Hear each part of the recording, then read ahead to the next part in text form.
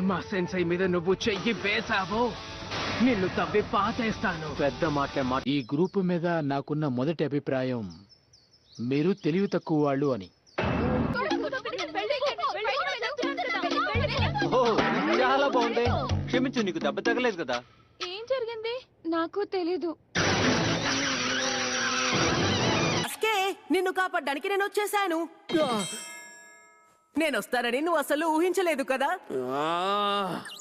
Naruto, అసలు నీకైనా తెలుసా నువ్వు ఎవరి టీమో అని? సాస్కే, అసలేం చేస్తున్నావు? నేను చక్రాన్ని ఫోకస్ చేయడానికి ప్రయత్నిస్తున్నాను. అది నువ్వు సాకురా ఇక్కడ ఉన్నప్పుడు ఏదో సలహా అడిగావు కదా, ఇంతకీ తను ఏం చెప్పింది నీకు? రాశారు, నీకెలా చెప్తాను?